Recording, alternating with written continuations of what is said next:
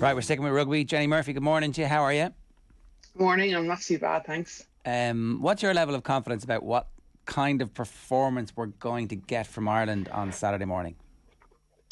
Listen, it's a brand new team facing an even stronger opposition. It's going to be tough. Like playing in New Zealand is always difficult, but I would imagine the lads that were watching the game, the Mary All Blacks game, will still get a lot from it. We all know that the All Blacks are going to play at pace. It's going to be speedy ruck ball, and you have to be so sharp when you're kicking it to them because when we saw they can transition to attack so smoothly. I think it's going to be tough, but then you've got all that experience in there, really solid front row. As long as that negative energy from that loss hasn't kind of seeped in, I think we could do a good job. Just like stick to the task at hand and see where we go.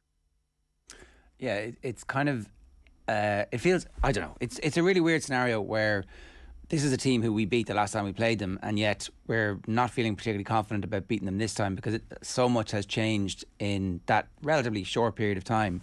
And they're coming off the back of their club season, looking forward to bursting into their international season with all of the energy that they always have at this stage of the year.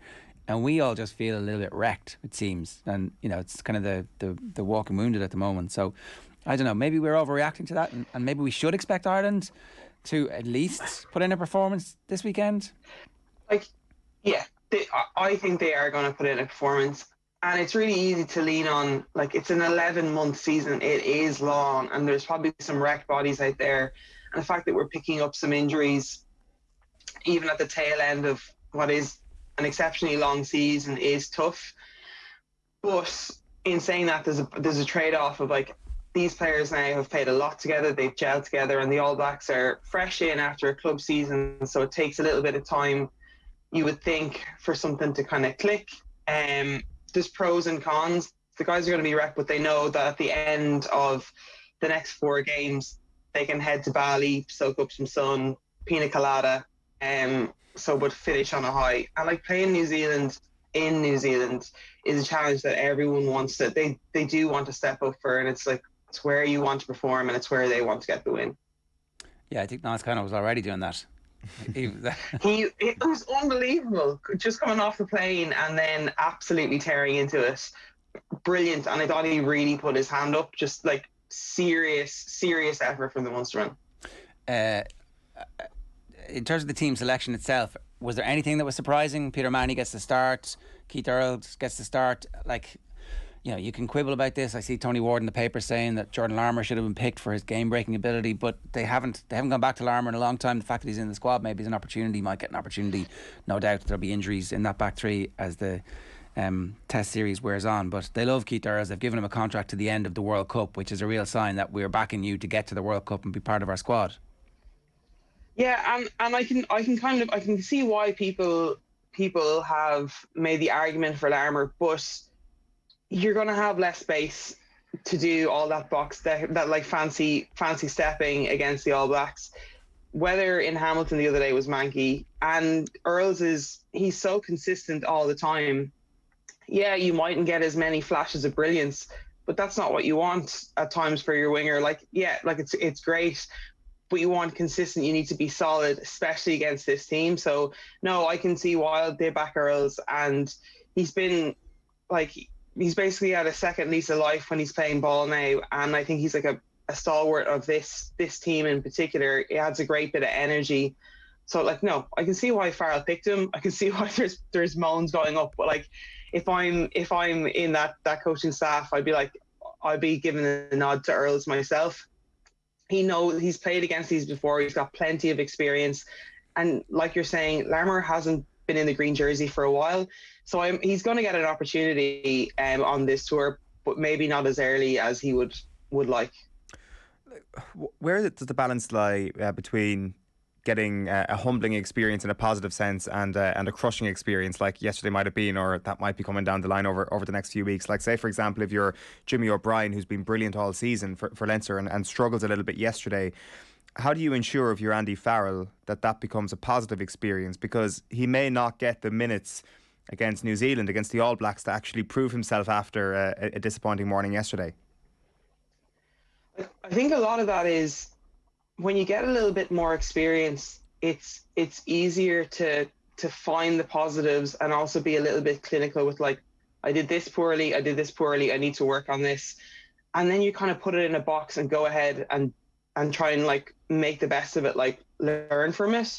And when you're younger, a lot of the time emotionally that can kind of seep in. So for Farrell and for his teammates, it's about really nipping that in the bud and making sure that you still have a confident Jimmy O'Brien, he's off the back of a really strong season with Leinster. You don't want that one experience. I guess like such a strong team to kind of stick there permanently. So it's about like, yeah, addressing what did go well, what didn't go well. Absolutely kind of doing like heavy reps on things that you want to work on in camp, and then just parking it and kind of moving on. And a lot of it is your teammates just kind of like telling you to get over it yourself and not being too sympathetic. I find that work with me anyway. You get like a little bit of, oh, woe is you, and then you move on, or you're bringing everyone down as well. We're in a really weird situation here where we're all thinking about what's going to happen at the World Cup. The management are trying to make sure that they've got depth built for the World Cup. They've got confidence going into the World Cup that the team is performing well and that they know what's going on, while at the same time trying to bring players through who don't have experience of winning big games. And it's such a fine balancing act over the next while. Some of these games you can take a risk in, but not many. Like, you can't really take a risk in the 3 tests against the All Blacks.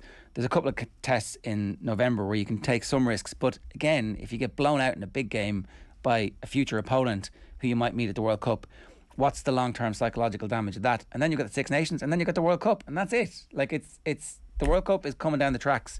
In game times, it's like less than 8 or 9 really serious, meaningful games before the kickoff of the World Cup. So, it's so difficult to know what we should be trying to do or what we should be hoping for from this 3-test series. If you just take the 3-test series, Jenny. Yeah, like, I think you have to look at being like, okay, we're going to be playing against the best team in the world. You want to be sharpening the arsenal that you know already works. Like your spine of your team, like, the Sextons, Furlongs, pace of the game, get them sharp, get them confident. And then also it's about still bleeding in. And like you're saying, it is a balance, but still needs to be done. We know from previous World Cups that something can hit the fan and someone that we heavily relied on or we feel like is pinnacle to Ireland's success gets an injury and we have to rely on something else. So you kind of want to spread that confidence throughout the team, being like, I'm able to play at that pace, I'm able to play at this level. And like, that's what I think they're trying to do from the looks of that Irish squad right now. You've got like a really experienced centre partnership. You've got strong subs to come on as well. So like, I don't know what the number is. Do you have like, 13 of your like locked in starters and then you start kind of moving stuff around? There's a lot of like that battle again for centres. Like, do we go with, Aki's on the bench coming up in this game? Ringrose, Henshaw, I think they've performed really well together at Leinster. Do you mix that up a little bit as well? I think at this stage, it's like you can still make some big twists and some slightly off calls. And as we get closer, and even in the Six Nations, that's where we're going to see something cemented in. So, like, I don't think we need to be particularly worried. Like, yes, we want a performance. We don't want to get blown out. Like, that's, like, they're really obvious things. But Farrell also can't stick with, like, a Victorian sponge. We know it works. It's great, it's delicious, but there needs to be some little pockets of something different too that we can kind of rely on when we go into this World Cup and we face off really strong opponents and potentially the All Blacks. We need a layer cake, right? Yeah. We're all agreed. We need a layer cake here. The minute I said it, I was like, why did I pick a Victorian sponge? There's better cakes, like a Black Forest Gatto, something like that. But yeah. Black Forest Gatto sometimes can be ruined. They add booze to it and it just doesn't work sometimes.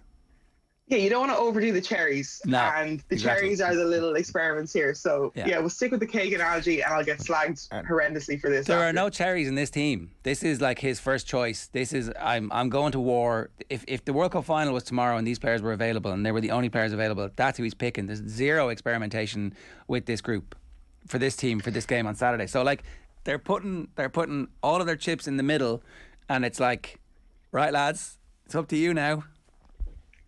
Well, this is the team where you're like, you look at it and you kind of nod your head and you're like, yeah, I can see that. Yeah, I can see that. And it's up to those guys to hold on to the jersey, because the teams that are sitting on the lads that are sitting on the bench, the guys that are on high bench are looking at that being like, how do I knock X player off? How do I get to that stage? So it's like the benchmark is here, and how do I get that jersey? And if players go really well and those 15 perform, then yeah, they're going to be difficult to budge. But it's a long way away from the World Cup. It's still a really long tour. So much things could change. So it's like it's early days. One of the slightly concerning things just from listening to Keith Wood yesterday was just talking about the skills difference that he saw between the Ireland players and the Maori All Blacks. That feels like... They're handling in the rain. Their left-handed pass at full tilt. It's like, like as you said yourself, Jenny, like it was a dog of a day down there, which should suit Ireland to a certain degree. It's here, doesn't it? It does sometimes. It does, and like I guess it is often like just a great leveler in terms of what you're going to identify in terms of skills. I appreciate, like you're right. There is a lot of rugby to be played here, and we're totally overreacting to yesterday. But if we can just lean into the overreaction for a moment, just on a skills level, was that a red flag for you at all yesterday? It was a little bit concerning, because it didn't look like it was raining on on Maori ball. Like we're talking about like passing at pace, fingertip passing, and also like being really smart, like and not just the backs here. Like the tight five looked so comfortable with ball in hand, and the step up from the Maori team that played the weekend to the likes of Cody Taylor, Brody Retallick, they're even a different level again when it comes to handling. They look so comfortable, and it's not even like in manky weather, ball is coming at you, and a lot of the time it's security first and then get the ball away. And that wasn't a concern at all. It was like fingertip, catch and pass. Everyone knew where everyone was, really strong support lines, and really quick ruck ball. Now I think like a lot of that is like, yes, their handling was brilliant. I thought they managed the game really well. Any opportunity that Ireland gave them with like quite poor kicking at times that was a bit aimless, they really punished us. Like I think 3 tries in the first half came from like little wayward kicks that didn't seem that organised. I don't think the All Blacks won't get that space today or at the weekend tomorrow. Sorry, time difference and everything. But yeah, it is something that's supremely impressive. I do think that Ireland's, particularly front three, are ballers, and they do have the ability to pass the ball. But like across the board, I think All Blacks and the Maori All Blacks are, they're freakishly skillful, and it's scary, and it's something you need to nullify. But like, cut down on those quick ruck balls so we're defensively set as early as possible, so we're able to put that under pressure, because we were kind of going backwards at times, and the ball was away before we even had time to kind of get set. So that's one area I'd imagine Farrell would be really trying to like focus on before the game. If you think about how test series have gone for teams going to New Zealand in the past, and you just look at the Lions, absolutely obliterated in 2005, and then just about break even the last time they were down there. That was the Lions with the pick of the countries. So what do you think is going to happen over the 3 tests? And give us your prediction for this weekend, Jenny. I think it's going to be an All Blacks win, but a close one next game. Then it's so hard to kind of say when you don't know the teams and stuff. I'll go All Blacks to win this tour 2-1. I think we'd take a 2-1, right? At this stage, it'd be like, all right, something happened in that last test. Yeah, at this stage, but like, we look at the game and you're like, actually, do you know what? Ireland could get 2 scalps here and come away with a really solid tour. So yeah, I'm really hesitant to put forward a sweeping statement, but I think you'd be pretty happy with that. Absolutely. I think a lot of Irish rugby fans are in the defence position where it's like, we're probably going to lose these 3. and that'll be okay because our lot in life is to be disappointed around the time of the World Cup, and it's better to get our disappointment started now. So anything that happens good at the World Cup is actually like the time that Gordon Hamilton nearly beat Australia. It's like, we don't want. I think it's right. Like our hopes, we don't want them to hit roller coaster pinnacle level only to be quarterfinal curse. Yeah. So like maybe a touch or two disappointment in New Zealand, and then all guns blazing for the World Cup. And Do you know what? I'd take that. Yeah, wasn't it nice of Leinster to get that ball rolling by losing the Heineken Cup final and bringing us all back to earth going, oh, hang on a second. They are human. So super sound. Yeah, super exactly. sound. Exactly, yeah. They took one for the team there. Jenny, good stuff. Thanks a million. No worries. Thanks, guys. It's Jenny Murphy giving us her thoughts on cakes and the team this weekend.